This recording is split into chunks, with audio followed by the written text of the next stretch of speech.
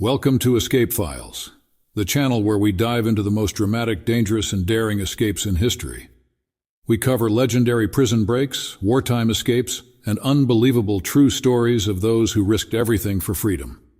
In today's episode, we're traveling back to Northern Ireland in 1983 to recount the Maze prison escape, one of the boldest and most infamous jailbreaks ever attempted. 38 IRA prisoners, locked up in one of the most secure prisons in Europe, defied all odds to gain their freedom. This is the full story of the Maze prison escape, the largest jailbreak in British history. Let's begin.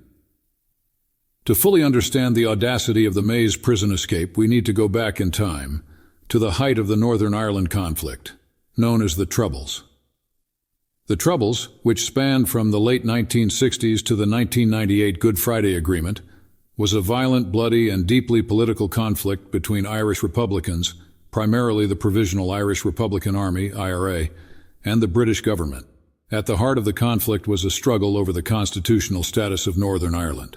Republican groups, largely supported by the Catholic nationalist community, sought to end British rule and unite Northern Ireland with the Republic of Ireland. On the other side were Unionists and Loyalists, mostly from the Protestant community, who wanted Northern Ireland to remain part of the United Kingdom. This bitter political and sectarian conflict claimed thousands of lives and saw some of the most intense urban warfare in modern European history. By the 1970s, the conflict had become so intense that the British government responded by establishing internment camps and, eventually, maximum security prisons to detain suspected paramilitaries. One such facility was the Maze prison, also known as Long Kesh, located outside of Belfast. Opened in 1971, the Maze was designed to house the most dangerous members of paramilitary groups, particularly those involved in IRA activities. The Maze quickly earned a reputation for being one of the most secure prisons in Europe, with its complex structure of H-shaped cell blocks, high walls, and stringent security measures. Yet it was also a place where the IRA's political prisoners continued their struggle, refusing to recognize the British legal system and demanding to be treated as prisoners of war. Inside the Maze, tensions simmered constantly. The IRA prisoners believed they were fighting for Irish independence, not for individual freedom. For them, the prison was just another front in a war they were determined to win, even from behind bars. Hunger strikes, protests, and violent altercations with prison guards were commonplace. It was within this context of struggle, defiance, and high political stakes that the 1983 Maze prison escape was born. The planning of the Maze prison escape was not a spontaneous act, but rather a meticulously coordinated effort led by some of the IRA's most senior members incarcerated in the prison. These men were not only seasoned fighters, but also experienced in planning and executing complex operations.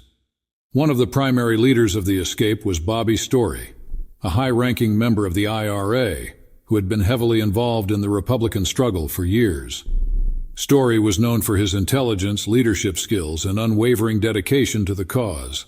Alongside him was Gerry Kelly, another prominent IRA member who had been sentenced to life imprisonment for his involvement in bombings. Both Storey and Kelly were central to the planning of the escape, and they worked closely with other senior IRA members inside the Maze. The operation required careful coordination, communication with the IRA's external network, and the smuggling of weapons and other tools into the prison over the course of several months. To pull off an escape from the Maze, the IRA prisoners had to achieve the impossible. Not only did they need to neutralize the prison guards and take control of their H-block, but they also had to breach multiple layers of high-security checkpoints and make it out of the prison compound without being detected by the British Army or the Royal Ulster Constabulary, RUC, who maintained heavy surveillance over the prison at all times. The leadership team understood that the only way they could succeed was through deception, precision, and sheer audacity. The plan they devised would ultimately hinge on split-second decisions, the ability to bluff their way through layers of security, and perhaps most importantly, the element of surprise. The planning for the escape began months before the fateful day. The IRA prisoners inside the Maze had built an intricate network of communication with supporters outside the prison, including IRA operatives who were still active in Northern Ireland. Through this network, they managed to smuggle in contraband, small weapons, hacksaws, maps, and civilian clothing, hidden inside packages or even carried in by sympathetic visitors. One of the most crucial parts of the plan involved overpowering the prison guards. The IRA prisoners had learned the guards' routines, identifying vulnerabilities in the security system that they could exploit. Every detail was analyzed and rehearsed within the confines of their cells, from how the guards patrolled certain areas to the shifts in security personnel at key checkpoints. They also developed a system for communicating in code, which allowed the prisoners to plan and coordinate the breakout without alerting the guards. Instructions were passed discreetly from one prisoner to another, ensuring that even if one group was discovered, the plan as a whole would remain intact. Another key element was timing. The IRA prisoners chose a Sunday for the escape, a day when fewer guards were on duty and security might be more relaxed. The prisoners had observed that Sundays were often quieter in the prison, with fewer checks and a more predictable schedule. This gave them the advantage of catching the guards off guard, as they would be less prepared for a large-scale operation. Perhaps the most daring aspect of the escape plan was the use of disguises. The prisoners planned to take the uniforms of the guards they captured, allowing them to move freely through the prison complex. It was a high-risk strategy that would require them to bluff their way past numerous checkpoints and convince other guards that they were legitimate officers. The day of the escape, September 25, 1983, started like any other. The Maze prison was under its usual lockdown, and the prisoners of H Block 7 were going through their daily routines. But behind the calm facade, the escape team was prepared for action. At 2:30 p.m., the operation began. A group of prisoners, led by Storey, Kelly, and other senior members, initiated the first phase of the plan, the capture of the guards. They had managed to smuggle weapons into the prison, including a small number of firearms, knives, and makeshift tools. Armed with these, they overpowered the prison officers in their block. The guards were taken by surprise. Several were bound and gagged, their keys and radios confiscated. The prisoners quickly donned the uniforms of their captors, disguising themselves as prison officers. The escape team then moved swiftly to secure the H Block, locking other guards and prisoners inside their cells to prevent them from raising the alarm. At this point, the prisoners had taken control of H Block 7, but they were still far from freedom. The next phase of the plan required them to bluff their way through multiple layers of security to reach the outer perimeter of the prison.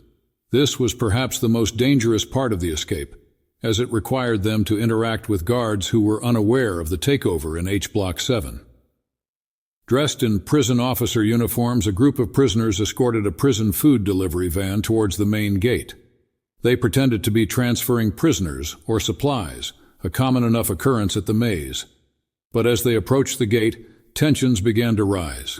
The officer on duty sensed that something was off. He hesitated, scrutinizing the prisoners and their supposed escorts. It was at this moment that the plan almost fell apart. Sensing the officer's suspicion, the prisoners knew they had to act fast. They drew their weapons, forcing the officer to open the gate at gunpoint.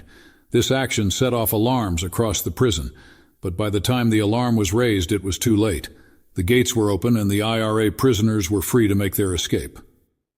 38 prisoners, many of them high-ranking IRA members, flooded out of the Maze prison in what would become the largest jailbreak in British history. The group had prearranged vehicles waiting for them outside the prison, including a hijacked delivery van. They sped away from the Maze, disappearing into the countryside of Northern Ireland. But while the prisoners had successfully broken out of the Maze, their escape was far from over. Almost immediately, the British Army and RUC launched a massive manhunt. Roadblocks were set up across Northern Ireland, and helicopters were deployed to search for the escapees from the air. Soldiers combed through fields, forests, and towns, searching for any sign of the fugitives. Some of the escapees managed to blend into the local population, hiding in sympathetic houses or making their way to secret IRA safe houses.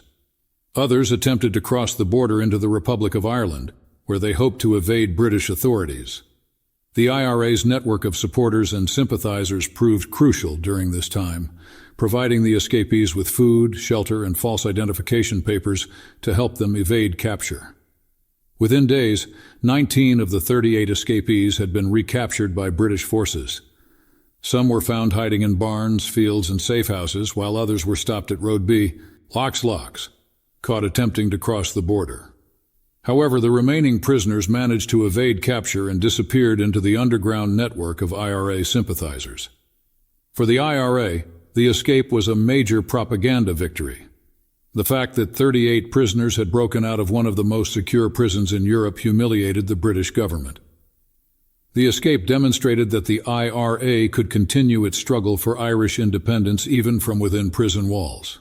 But the aftermath of the escape was chaotic. The British government and Northern Irish government launched an immediate inquiry into the security lapses that allowed the prisoners to escape.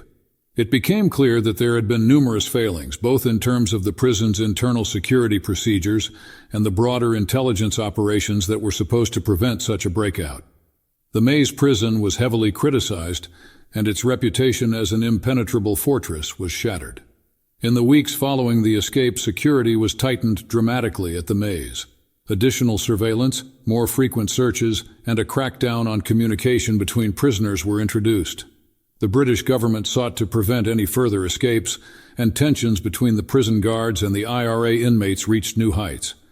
As for the escapees who managed to avoid capture, some went on to continue their involvement in IRA activities. Several of the escapees, including Jerry Kelly, would go on to play significant roles in the peace process that eventually led to the 1998 Good Friday Agreement, which brought an official end to the Troubles. Kelly, in particular, would later become a prominent Sinn Féin politician, symbolizing the long journey from armed conflict to political negotiations. The escape itself became a symbol of defiance for the IRA, reinforcing the belief among many Republicans that their struggle was just, and that even the most secure prison could not contain their determination for freedom.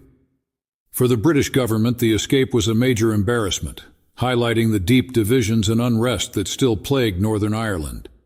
In the years that followed, the Maze prison remained a focal point of the conflict, housing some of the most notorious figures from both sides of the Troubles. It wasn't until 2000, 2 years after the signing of the Good Friday Agreement, that the prison was finally closed, marking the end of an era in Northern Ireland's troubled history. Today, the Maze prison escape is remembered as one of the most audacious prison breaks in history. It stands as a testament to the lengths people will go to fight for their beliefs, for their cause, and for their freedom.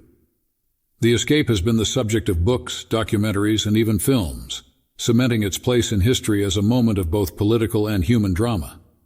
For those involved, it was a defining moment, one that changed their lives forever, and one that shaped the course of the conflict in Northern Ireland. While the escapees may have been recaptured or gone on to different paths, the legacy of the Maze prison escape remains a powerful reminder of the enduring conflict between repression and resistance. And with that, we conclude today's story on the Maze prison escape. If you enjoyed this video and want to hear more incredible escape stories, don't forget to like, subscribe, and hit the notification bell so you never miss an episode. Here at Escape Files, we're committed to bringing you the most captivating tales of daring and courage from around the world. Stay tuned for our next story, where we'll dive into another unbelievable escape that defied the odds. Until next time, thanks for watching, and remember, freedom can't be contained.